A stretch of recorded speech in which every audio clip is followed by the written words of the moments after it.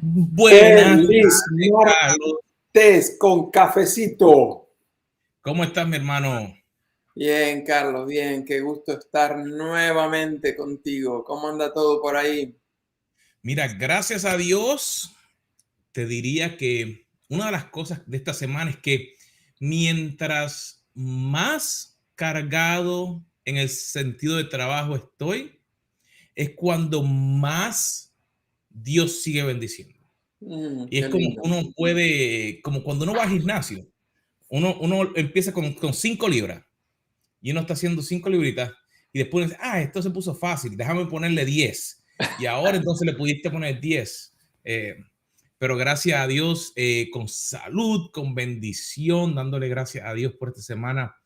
No es que no hayan problemas, porque realmente la cantidad de problemas que llegan, pero realmente Dios es grande. Yo pensé que yo era el único que tenía problemas, Carlos. Tienes ¿cómo se llama? El trademark, el mercado ahí acaparado de los problemas. Ay, señor, pero tú sabes, mientras más grande es el oponente, más duro hay que darle para derribarlo. Así que en el nombre de Jesús. Así mismo. Y realmente, vamos a entrar en otro tema, pero realmente ese enemigo, yo estaba escuchando una predicación que a veces le echamos tanta culpa con el dedo hacia afuera y Ajá, marcamos a todo lo demás. Es el enemigo, es aquella, es el gobierno. No nos damos cuenta que tenemos 3 dedos para adentro. Y ajá. es una de las cosas que me di cuenta esta semana, que muchas veces eh, el enemigo más grande estoy siendo yo. Yo soy quien estoy parando el plan que Dios tiene, porque en mi cabeza a veces no entra lo que Él quiere hacer o cómo lo quiere hacer. Y ha sido tan interesante como Dios va a través de la palabra. Por eso es tan importante el leer. Esta mañana yo leía de Jerú en el libro de Reyes. Y cuando leía decía, Dios mío, háblame. Y yo sentía, antes de él poder llegar a ser rey, antes de que él recibiera la profecía de que él se iba a convertir en rey, él era capitán. Y de momento de entrada como que no me entraba y decía, ok, era capitán, pero tenía que estar haciendo algo. Si no, no hubiera podido llegar a poder moverse. Y dije, wow, tengo que ponerme a hacer, no puedo tratar de esperar, no puedo esperar que FedEx me traiga la bendición. La bendición llega cuando te estás moviendo, tienes que hacer algo. Y precisamente cuando estamos en el tema este de leer toda la Biblia en un año, estamos en los capítulos 20 al 22 de Primera Samuel y vemos precisamente que Dios llama a alguien que estaba sirviendo.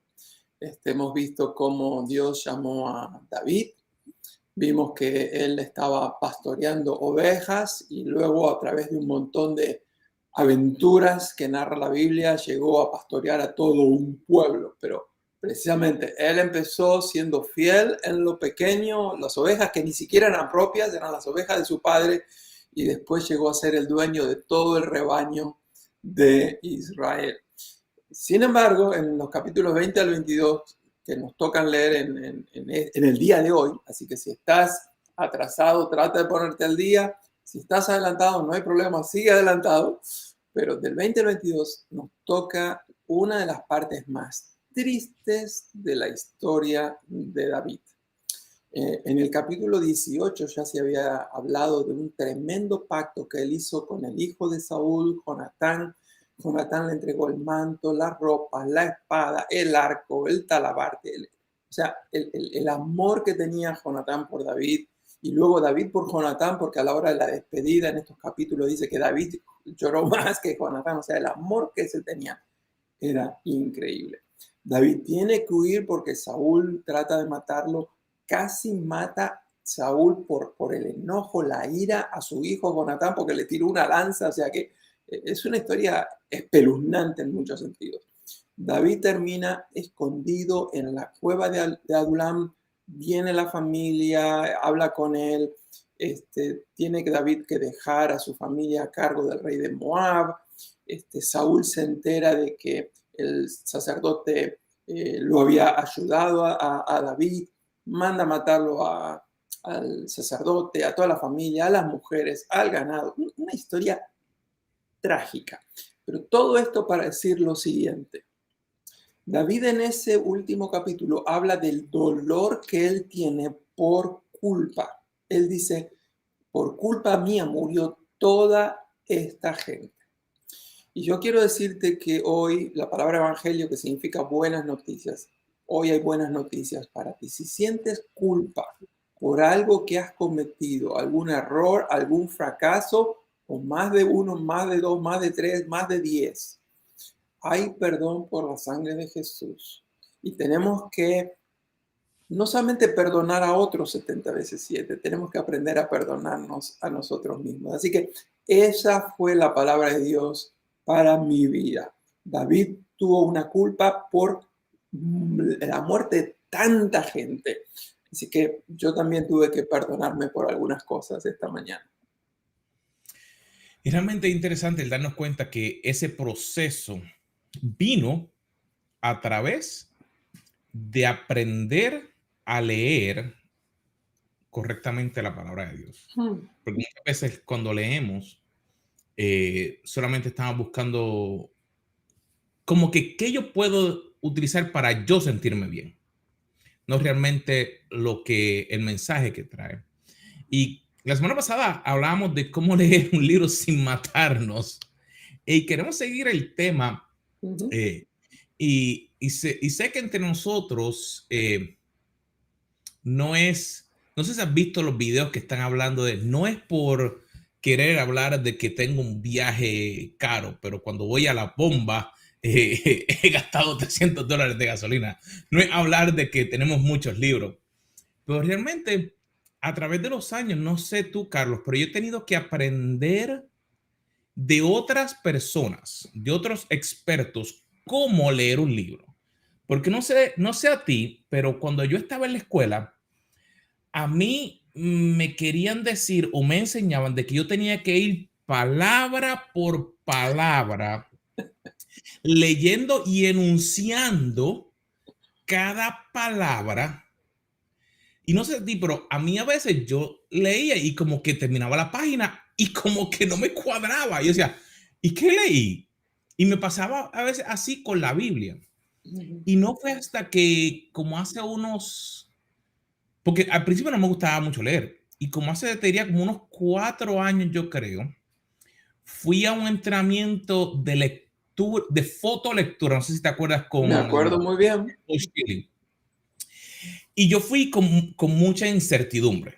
¿Cómo va a ser eso? Que se puede leer tan rápido, que se puede hacer que esto y lo otro. Pero dije, mira, si Dios me abrió la puerta, voy a intentar. Y una de mis deseos era poder, por ejemplo, pues poder leer la palabra de una mejor manera, que pudiera entenderla de una mejor forma para lo que hago para el trabajo. No sé si te acuerdas cuando tenía los manuales, esos grandotes de tecnología, que todavía, por ejemplo, tengo uno ahí nuevo que estoy para imprimir. Y pues yo decía, ¿cómo realmente los expertos, por ejemplo, tú escuchas gente, Agatha Christie, que leía 200 libros en un año, Bill Gates, que lee, creo que son, no me acuerdo, son 50 libros 50. al mes, 50. o algo así. Y yo pues, mira, dije, yo me voy a poner una meta. Yo Pero quiero por Carlos, él lee 50 porque no tiene nada para hacer. Pero, un ejemplo, yo dije, ¿de qué forma realmente los expertos leen? Y el tema que queremos hablar en el día de hoy es realmente cómo los expertos leen un libro, no del punto de vista de querer hacernos exegetas o mejores que nadie. Hay unas tácticas que a veces cuando nos damos cuenta de ellas, como te decía, ese ejemplo de leer palabra por palabra, yo tuve que darme cuenta que había momentos en que si pasaba una página y seguía el próximo punto, podía entender, porque mentalmente no estaba cuadrando, porque no veía la historia completa. Pero vamos a hablar así de unas cuantas cositas. Carlos, ¿tú eres de los que lees palabra por palabra, tapa a tapa, ¿O tú buscas el tema que te interesa y después lees un poquito más, un poquito menos? ¿Cómo? Es que todo depende. Hay diferentes tipos de lecturas para diferentes tipos de libros. El otro día estábamos diciendo precisamente que hay libros que son tan malos que no se merecen ser ni siquiera hojeados. Así que todo depende del libro. Pero quiero remontarme a algo que sucedió hace 9 años atrás. Mi hijo mayor, Esteban, estaba yendo a la universidad para sus primeros 4 años. Y él me dijo, mira papá, yo sé que quisieras darme un montón de consejos, así que confórmate con uno. Y le dije, sí, no hay problema. Y el consejo que yo le di es que antes de ir a la universidad a estudiar, se leyera un libro que se llama Cómo leer un libro. Y el autor es nada más ni nada menos que un autor, un filósofo llamado Mortimer Adler. Mortimer Adler. Mi hijo, como no se sintió abrumado, porque nada más le di un consejo, él se consiguió el libro. Yo ya lo había leído anteriormente, pero lo había pedido prestado por una biblioteca, así que él se consiguió una copia y se lo leyó. Y él mismo me reconoció de que el tiempo que él invirtió leyendo ese libro fue una de las mejores inversiones que le habrá ahorrado en los 8 o 9 años de estudio, literalmente cientos o miles de horas. Dicho sea de paso, en el mes de mayo él ahora va a graduarse en medicina. Así que aparentemente el libro Cómo leer un libro le sirvió de bastante para poder estudiar su carrera. Este autor, Mortimer Adler, habla de 4 métodos diferentes para leer un libro. Y dice que lo que sucede, la interacción entre nosotros y los libros, es que llega un momento en que debería haber un proceso de iluminación, es que de repente ya el contenido no está solamente en el libro, sino que de repente se ilumina nuestra mente. Así que estamos muy contentos de que vamos a poder estar compartiendo algunas de las técnicas, consejos, ideas, estrategias que él nos habla. Les dije que él habla de 4 estrategias: el nivel primario, el nivel de inspección, el analítico y el nivel de lectura paralelo. Así que a eso vamos a tratar de encarar por lo menos parte en el día de hoy.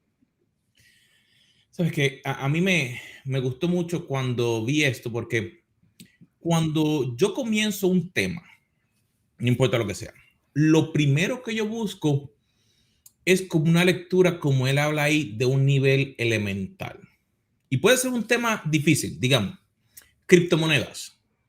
Es algo digital. Yo entiendo lo que ocurre en la parte de atrás, porque he trabajado con empresas que han desarrollado, por ejemplo, quien desarrolló el algoritmo de originalmente de Bitcoin es japonés y trabajó por una de las compañías que yo trabajé. Así que conocía lo que estaba ocurriendo en la parte de atrás de la parte técnica. Pero decía, ¿qué rayo? ¿Por qué están haciendo esto? Cuando traté de empezar, y no soy un experto, no estamos dando análisis financiero de nada de eso, ¿ok? Pero cuando pensé en esto, yo empecé a buscar lo más básico, ¿ok? ¿Qué son las criptomonedas?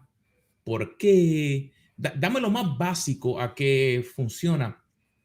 Y me agrada esta idea porque, como tú dices, empieza de lo más básico para sacarlo de lo que está escrito para que haga sentido aquí en la cabeza.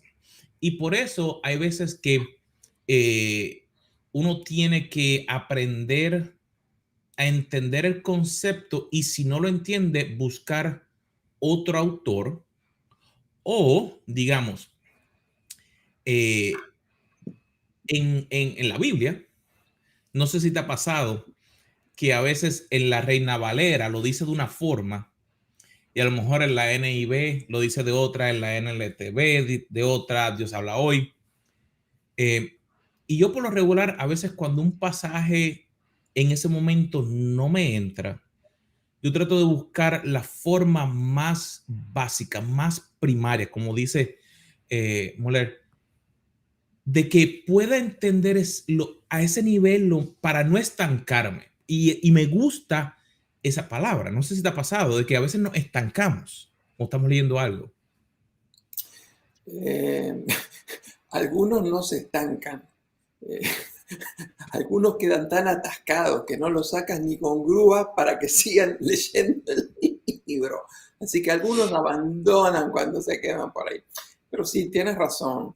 El primer nivel de lectura primaria o lectura elemental precisamente viene del término de la escuela primaria o del colegio elemental, donde es el primer nivel más básico de lectura. Realmente no necesitamos aprender a leer a ese nivel. Si alguien fue a la escuela primaria, ya aprendió. ¿Y en qué consiste ese primer nivel? Bueno, básicamente consiste en leer y repetir como un loro y uno lee sin lo que define a este primer nivel elemental o primario es leer sin interacción con el texto. Te entra y probablemente te sale el 98%. Tú lo leíste, sí, pero no trabajaste con el texto. Así que él dice que de los 4 niveles, obviamente, este es el nivel de lectura más pobre y él nos guía a que tenemos que aprender a interactuar con el texto a otro nivel. El problema que yo veo con esto es que lamentablemente la gran mayoría, quizás el 90% de los lectores del mundo, se han quedado estancados a ese nivel de lectura primaria. Y personalmente, no sé si tú estarás de acuerdo con lo que voy a decir, pero acá me juego. Yo creo que parte de la razón por la cual la lectura es aburrida para mucha gente es porque ellos no interactúan, no trabajan, no reflexionan, no evalúan el texto. Cuando en cambio nosotros vamos dialogando, cuando nosotros vamos cuestionando, hacemos una lectura inquisitiva con el texto, ahí llega un momento, a mí me pasa casi todos los días, que lamento que tengo que dejar de leer para hacer otras cosas, porque la interacción, el mano a mano, es extraordinario. Así que ese es el primer nivel, lectura primaria. Sabes que mencionaste algo que me acordó. En el entrenamiento que fui, una de las cosas que mencionaba es que normalmente relacionamos la lectura con una tarea de la escuela elemental. Entonces nosotros queríamos jugar. Entonces te obligan a que tienes que leer. Y como tienes que leer de una forma, y entonces como mencionabas, al no interactuar con el texto, esa interacción viene cuando tú deseas. Por ejemplo, cuando tú querías salir con tu pareja, cuando tú quieres comprar algo, tú le haces preguntas, tú, ¿qué te gusta? ¿Qué hago? ¿Cómo no hago? ¿Te quieres comer un buen pedazo de carne? ¿Qué tipo de carne es? ¿Cómo lo cocinas? ¿De dónde vienes? Esa interacción es lo que permite que la lectura cambie de ser una tarea y que mentalmente estemos bloqueados, que nos traiga ese sentimiento de que, ay, Dios mío, voy a leer otra vez. Y entonces, cuando cambiamos, ahí es donde podemos darnos cuenta que puede que haya algunas tácticas, que es donde él va en el nivel 2, que es que podemos entonces comenzar a darnos cuenta que cada autor tiene un estilo y los libros, por lo regular, tienen como que un fluir. Tiene algunos párrafos, a veces da unos ejemplos, trabaja unas preguntas, una forma que cuando comenzamos a darnos cuenta que podemos mirar el libro de entrada y ver cómo es el formato, podemos entonces darnos cuenta de eso. Y es una de las primeras cosas que yo, cuando tomo un libro, yo tomo y miro el libro y específicamente me pasa mucho los libros técnicos. Hay una compañía que yo no le volví a comprar libros porque no era el autor, sino que eran los editores. Ponían el contenido casi sin espacio entre las líneas. Y entonces el libro, mi problema no era que tuviera muchas páginas, sino que entonces cuando empezaba a leer, se me cansaba la vista porque entonces la letra era tan junta que entonces era imposible para mí. Entonces, Cuando leía decía, no, este libro no. Y le compraba a la competencia. A veces el autor tenía un libro de una versión en uno y una versión diferente en otro en el área técnica y se lo compraba a esta otra compañía porque en ese el espacio le ponían un poquito más de espacio entre las letras y dice, ay, espérate, aquí sí puedo. Y te digo, y leía, a veces leía que yo decía, pero ¿cómo rayo puedo leer tan rápido un libro de 500 páginas? Por ese tema, porque inspeccionaba el formato y me permitía entonces inspeccionar y sacar entonces y hacer una lectura más rápida. Wow. Sí, en el nivel de inspección, la meta es hacer una lectura lo más rápido posible, pero con el mayor nivel de información que podamos captar. Y tiene bastante que ver con ese método que tú estudiaste y aprendiste de lectura como si nuestra mente fuera una máquina fotográfica. Al punto tal que ya te estoy comprometiendo a que nos vas a tener que dar una sesión para explicarnos cómo leer como si nuestra mente fuera esa cámara. Así que hoy no vamos a hablar mucho de este nivel de inspección, precisamente porque tiene bastante que ver con ese método que nos vas a enseñar otro día. Solamente menciono que ese nivel de inspección tiene dos subniveles. Uno es lo que él llamaba la prelectura y otro lo que él llamaba la lectura superficial. Pero quédense ahí, en otro día continuamos con eso. Así que pasamos al tercer nivel de lectura. Es lo que él llamaba el nivel de lectura analítico y es cuando realmente empezamos a profundizar. Y la razón por la cual estamos dando este programa hoy es que quisiéramos que todos ustedes suban a un nivel más alto, pero a la misma vez profundicen más su capacidad de profundizar la lectura. Y por lo menos tenemos que hacernos tres preguntas a este nivel. La primera pregunta que nos hacemos es, ¿de qué trata este libro? O sea, ¿cuál es el tema? No es solamente la idea de cuál es el título, pero sino cuál es el tema general. Y ahí tenemos que preguntarnos qué tipo de libro estoy leyendo. ¿Es un libro técnico? ¿Es un libro de poemas? ¿Es un libro práctico? Tenemos que definir cuáles son, dentro del tema general, cuáles son los subtemas y por eso, obviamente, el bosquejo o el sumario del libro es muy, muy importante. Yo recomiendo que si tú quieres realmente retener el tema, además de estar leyendo, tú en un párrafo definas, este libro trata de esto. Otra cosa que me parece que es importantísimo es desglosar las partes principales. Por ejemplo, hay libros que tienen 25 capítulos, pero de los 25 capítulos hay 3 secciones importantes. Supongamos que estamos hablando de lo que Dios nos da a los seres humanos. Supongamos que la parte tiene 6 capítulos, el amor de Dios.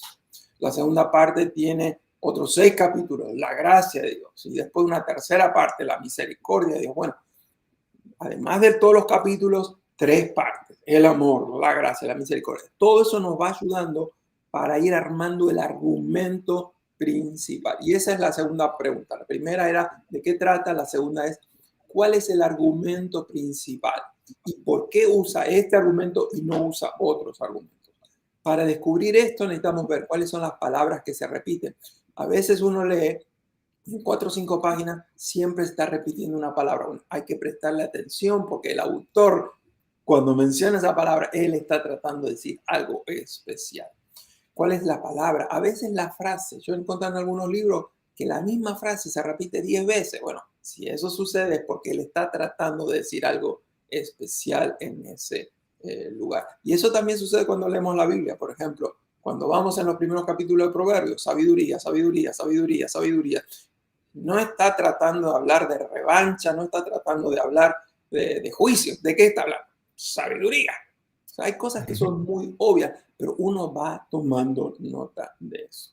Y tiene que uno ver también, no solamente las palabras, las frases que se repiten, cuáles son los argumentos, de qué manera él argumenta la importancia, en este caso, de la sabiduría, de acuerdo al libro de Proverbios.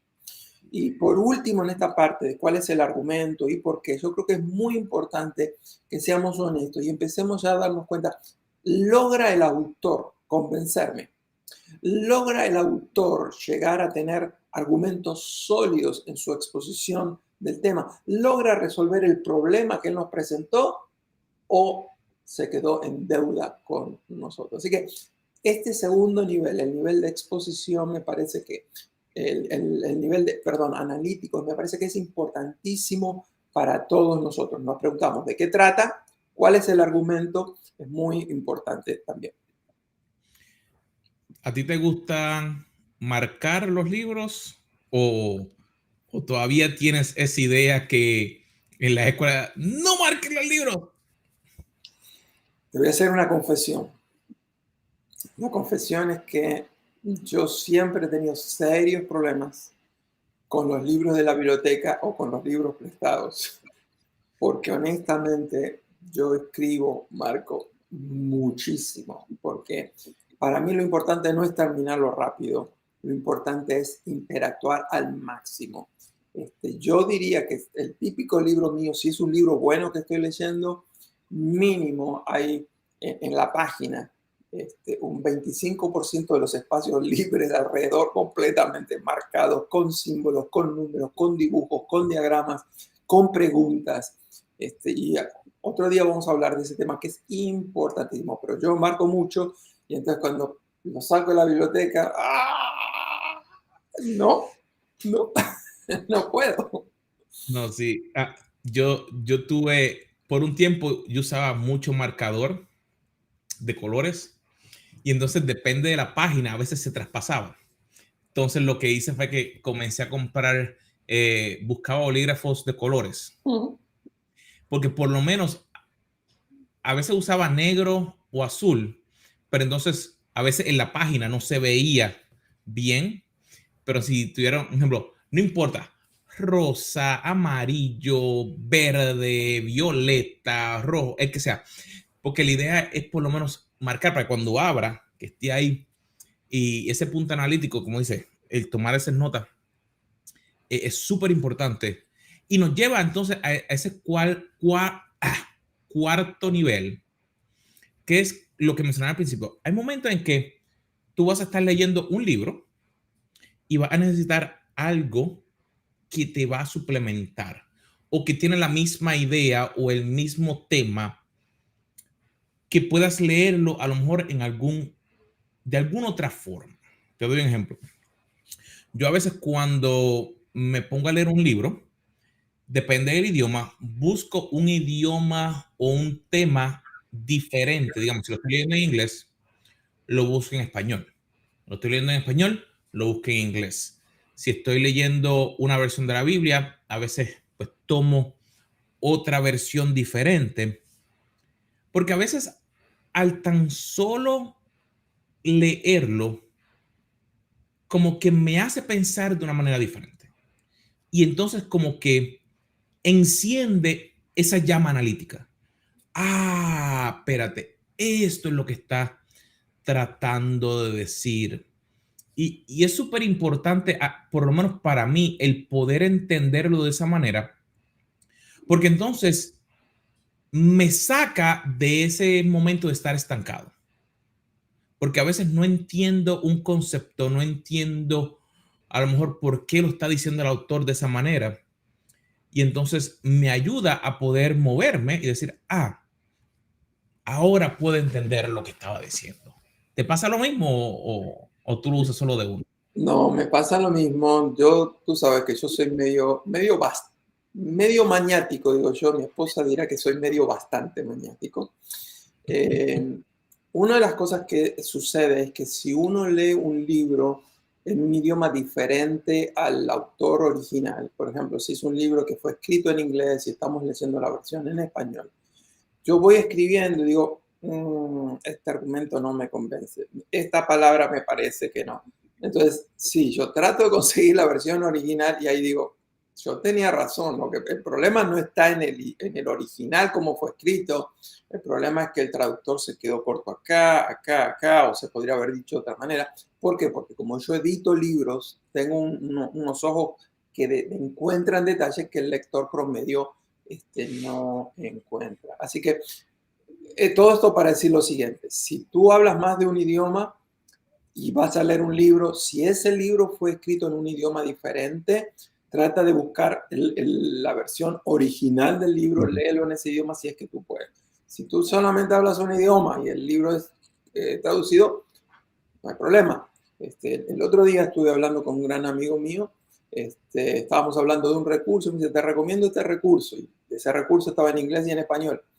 Empecé a leerlo en español y le digo, mira, te lo mando en inglés y como tú lees inglés, léelo en inglés porque te vas a encontrar.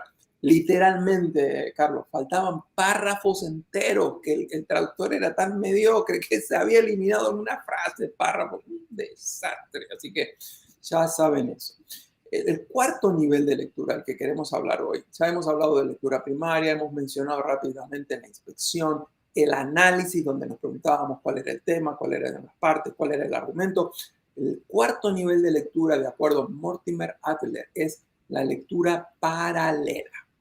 Y la lectura paralela no es, en este caso, leer la Biblia en diferentes idiomas, como a veces solemos hacer. Lo que él está hablando es que agarra un tema, supongamos, estamos hablando del amor de Dios, y dice, ¿por qué no leer 3, 4, 5 autores diferentes sobre el mismo tema y empezar a ponerlos en diálogo? ¿Cuál es el argumento que usa el primero, el argumento que usa el segundo, el argumento que usa el tercero, el del cuarto, el del quinto? ¿Cuáles son los argumentos fuertes del primero y los argumentos débiles del primero, los fuertes del segundo y débiles? Y empieza a trabajar con ellos.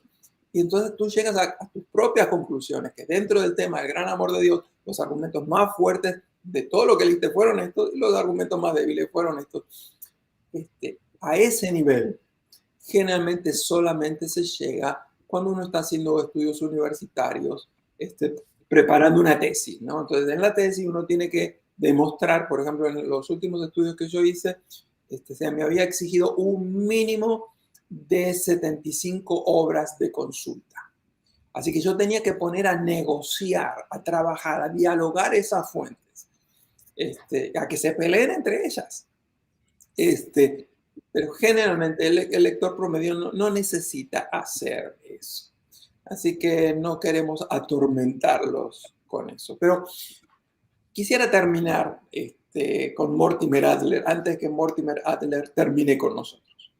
Y yo quisiera terminar con algunas lecciones básicas que él tiene para nosotros. Vamos a hablar nada más que de 3. La primera es, no leas ni demasiado rápido ni leas demasiado lento.